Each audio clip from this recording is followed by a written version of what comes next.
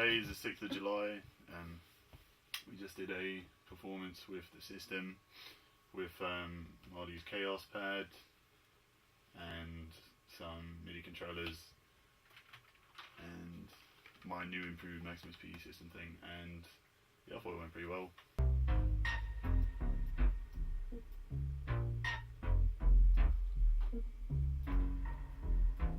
One of the things I noticed was, I was trying to do like beatbox stuff, but where the like start of the beat was on the sampler on this wasn't where it was for you.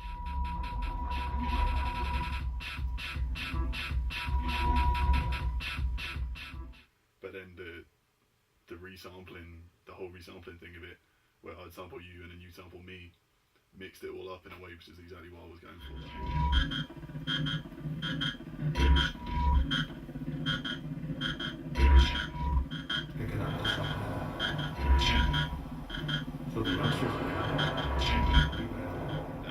Kind of techno, that kind of music evolves in that it's like, it will be like a repetitive beat and one idea, and then very gradually changes into another thing.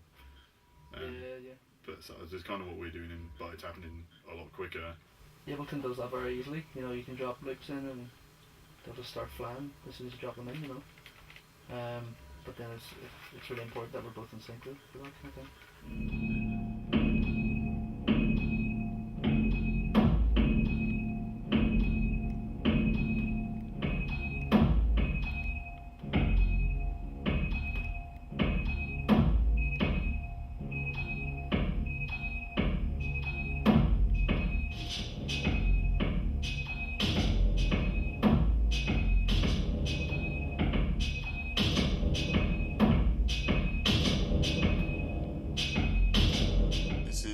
Demonstration of the fake camera sounds like prototype, so that Marty and I will have something to work with that will resemble the kind of data we'll be getting in a performance setting while we're rehearsing. What it consists of is just line objects here that I made. So they'll just ramp from 0 to 127 in a particular time division of the BPM that's set by the transport in Maximus P. This will just happen at a random time interval. This data then is sent by MIDI and a control out in Maximus P into Logic, which sends from the particular channels to certain effects buses. So effectively, the gestures of the people will be influencing the extent to which certain channels will be affected.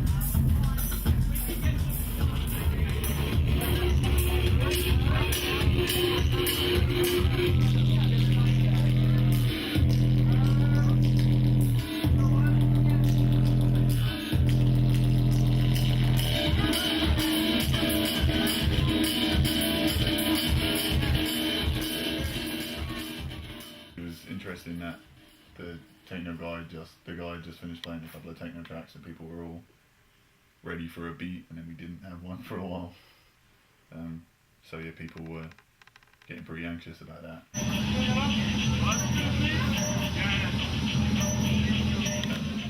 But then they were into it when we did eventually drop a beat. Yeah.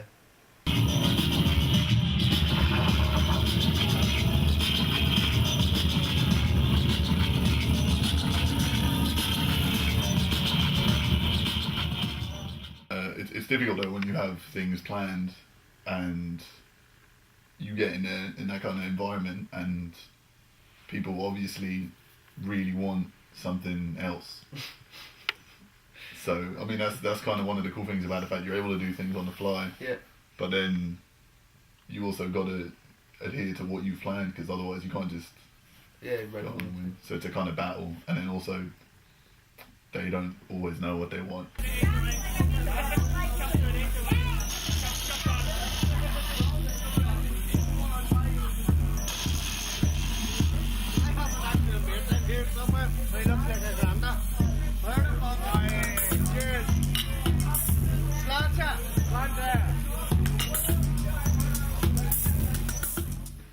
But I think there was a lot of people who were just like probably quite spaced out and just getting into it for what it was, which I thought was really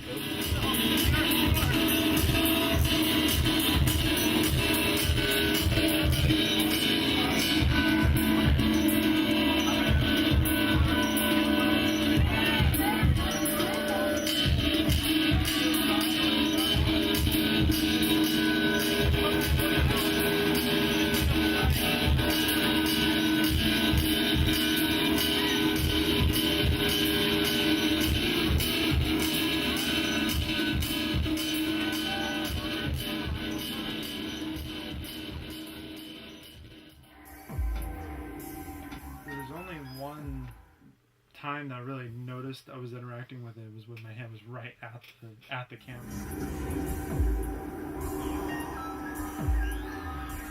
Just putting my hand right up close to it, and you hear like another song basically kind of playing through it.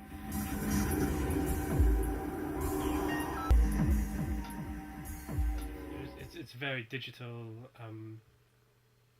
kind of result. It's either like on or off. There's no fidelity as to I either kind of went like that and I got this sound result and I went, oh okay, I got that, cool. But it was kind of like nothing and then that, so it's kind of either off or on.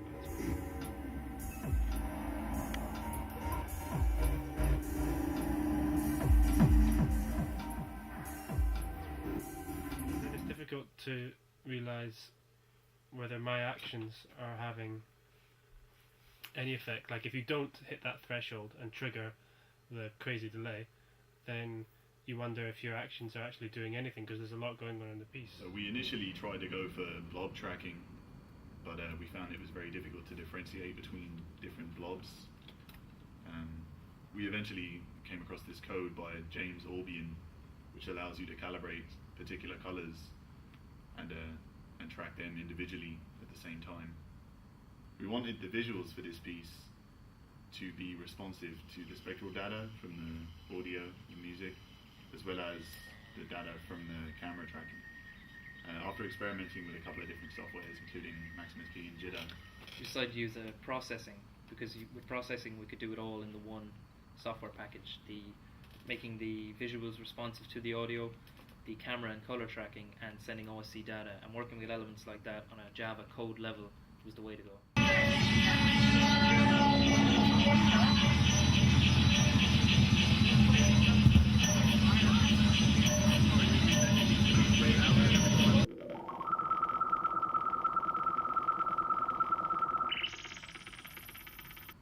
The code analyzes the spectral content of the audio using a fast Fourier transform, each window of which draws different elements of the visuals. Open Sound Control allowed me to send the X, Y, width and height data of the tracked colours to Rory via Ethernet. whereupon I could map them in Maximus P to various control parameters.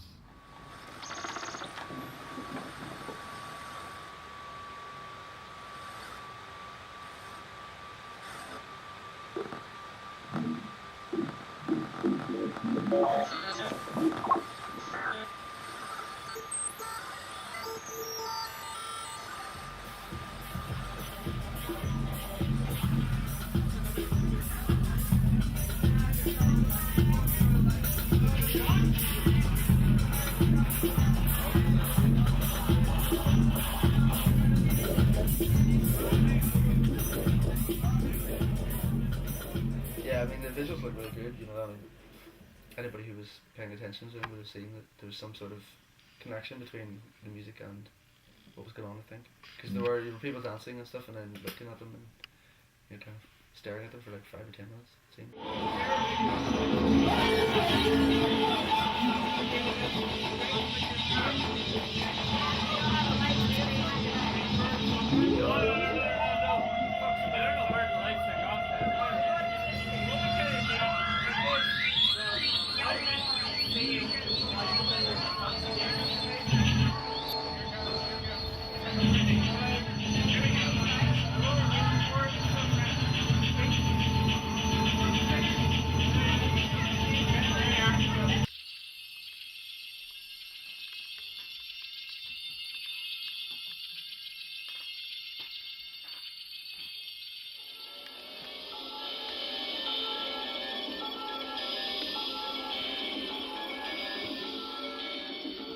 Here is the Slinky Spring Reverb interface, and as you see here, we got these custom discs designed by the mechanical engineering department here in Queens to my specifications, so that the Slinky can be bolted in, as well as this loudspeaker, and this whole unit can be suspended using bungee cords through these holes.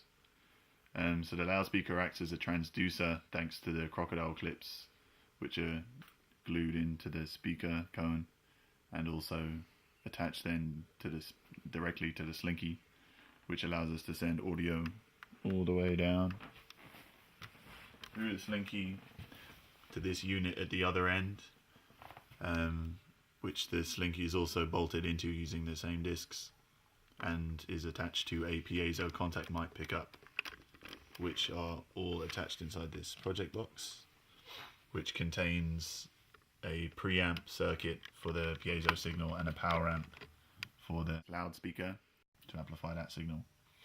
So these come from these phono. The signals come and go through these phono connectors. The white is the output from the computer, which will go to the loudspeaker, and the red is the input signal that comes from the piezo and goes into the machine. So then we've got a potentiometer to control the power amps signal to the loudspeaker, and then we got an on and off switch and then a power connector.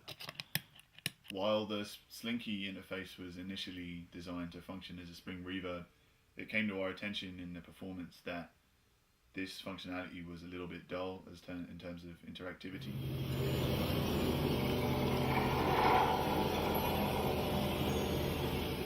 So it was decided that we would just use the piezo signal and apply that through various different effects in Logic that would change periodically as the performance progressed.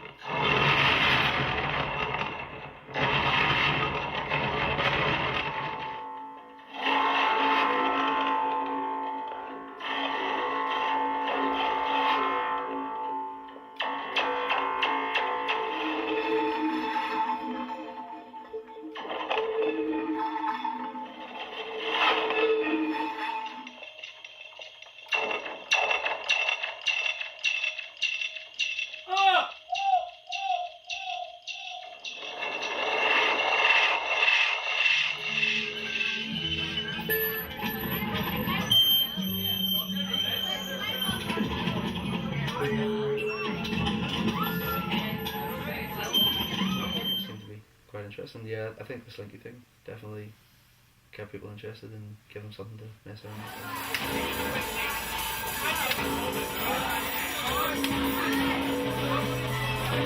with.